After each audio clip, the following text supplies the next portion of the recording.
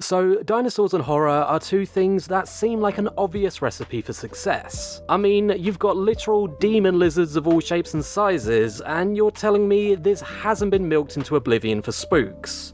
I just don't get it. But at least there are a few notable examples, like Dino Crisis. Dino Crisis. Capcom's little problem child. While Resident Evil has been a cultural phenomenon for like nearly 30 years, DC hasn't even had a whiff of a re-release. So if you've not played it before, it's essentially what would happen if you smashed Resident Evil up with Jurassic Park and slurped up all of the delicious, prehistoric survival horror pixels. And this makes a lot of sense, as Dino Crisis and Resident Evil were both helmed by Shinji Mikami. The plot follows Regina, a member of a special operations team sent to Ibis Island to recover a rogue scientist. What starts as a seemingly straightforward mission quickly spirals into a fight for survival against, you guessed it, bloody dinosaurs, brought to the present through experimental time travel technology. Oh, classic. Basically, if you stretch out the nail-biting kitchen scene in the original Jurassic Park into a whole story, you're not far off. Now, there's been a ton of articles, videos, and just general chatter on why Dino Crisis needs a remake or remaster, pretty much in the same vein as the recent Resident Evil ones. But I'm gonna go a step further. So for context, my buddy Drew recently did a video on our UDS Films channel on why the endings of every single Paul W.S. Anderson Resident Evil movie, well, they just don't make sense. And it got me thinking about how many bloody chances that franchise got to get it right, with probably about a 7% success rate, and that's being generous. And this thinking led to more thinking.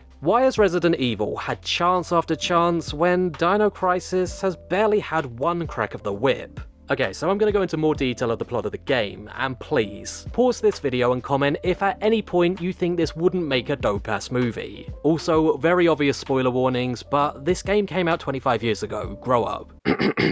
Cue the music. The game kicks off with a covert operation involving a special forces team sent to investigate a remote island research facility. The team, comprised of Regina, Gale, Rick, and Cooper, is tasked with locating Dr. Edward Kirk, a genius scientist presumed dead for 3 years. However, intelligence reports suggest he is very much alive and continuing his research on the island. The team parachutes onto Ibis Island under the cover of night, but things go awry almost immediately. Cooper is killed by an unseen creature, foreshadowing the dangers that lie ahead. Upon regrouping, Regina and her team find the facility abandoned and in disarray. It becomes clear that the island is not merely a scientific outpost, but a breeding ground for something far more sinister. As they delve deeper, they encounter their first dinosaur, revealing the true nature of their mission. Survival in a place overrun by prehistoric creatures brought to the present by Dr. Kirk's experiments with third energy. The team splits up to cover more ground, with Regina tasked with restoring power and unlocking doors to facilitate their search for Kirk. Did that almost go American? I can't do any accents. Along the way, she uncovers documents that hint at the unethical nature of Kirk's experiments and the catastrophic potential of third energy. Despite the ever-present threats of dinosaur attacks, Regina successfully locates Kirk, only to find him uncooperative and dismissive of the dangers his work poses. As the plot thickens, Regina and her teammates discover not all is as it seems. They encounter a survivor, Tom. Hey, that's my name! Who reveals a government conspiracy to weaponize third energy. It also becomes apparent that there are traitors within their own ranks, because of course there would be, wouldn't there? In the climax, Regina and her team formulate a plan to escape the island while stopping Kirk's experiments from causing further damage. They confront Kirk, who, in his hubris, fails to see the error of his ways, leading to one final showdown.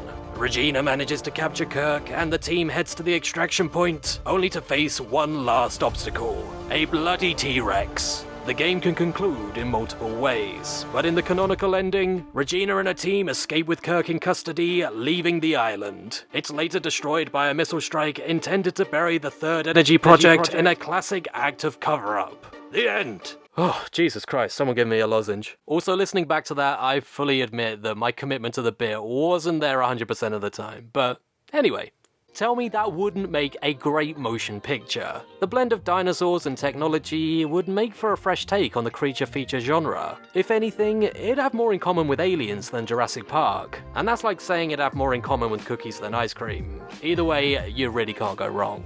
The game's environment would also make for a great set. who doesn't love an isolated research facility with a dark secret? Honestly, tell me. It would absolutely provide the perfect setting for a tense, atmospheric thriller that can explore the themes of human hubris, the ethics of scientific experimentation, and the unpredictable consequences of playing God. I hope Daddy Ian Malcolm is proud of me after that one. Dino Crisis really does tackle themes that are both timeless and profoundly relevant today. Scratch a little bit under the surface, and it delves into the dangers of unchecked scientific advancement, the ethical considerations of genetic manipulation, and the environmental impact of human intervention. And a film adaptation could go way further into exploring these themes, offering a commentary on contemporary issues like climate change, biodiversity loss, and the ethical boundaries of scientific research. Or it could just be a dumb spooky horror film, I'm really not picky. So obviously, my next step was to start fantasy casting Dino Crisis the movie, and you'll now see why I don't possess the imagination to be a casting agent. So we've got Regina, our fiery-haired protagonist, and the immediate thought goes to someone like Bryce Dallas Howard. Original, I know.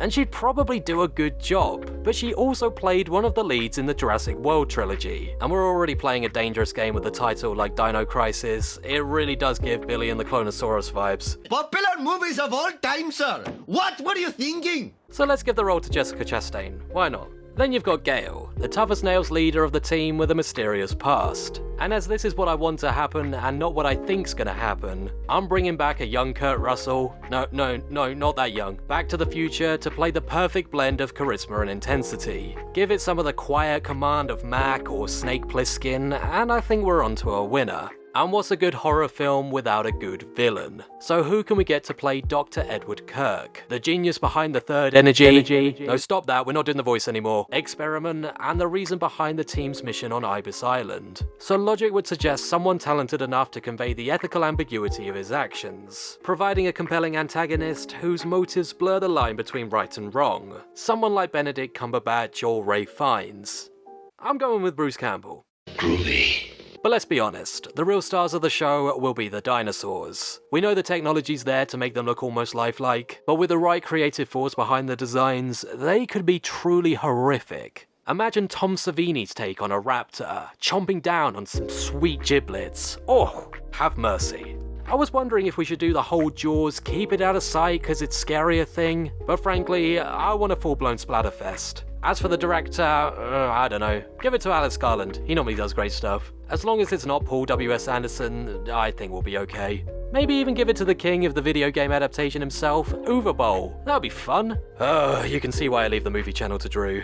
So, we've had some fun here today, but seriously, I really don't get why Dino Crisis has been left to gather dust as a cult classic. Fine, perhaps a feature-length movie is a bit much to ask at this point. Frankly, I'd take a Switch port of the original game, but a man can dream, a man can dream. But have you ever played Dino Crisis, and would you like to see it made into a movie as well? Let me know in the comments below, I would love to read your thoughts. And while you're down there, don't forget to like and subscribe for plenty more on all things gaming, check out UDS Films to get your movie fix, and you can always visit UpsideDownShark.com to keep up with everything else we've got going on. Until then, my name is Tom, this has been UDS, and we'll see you next time.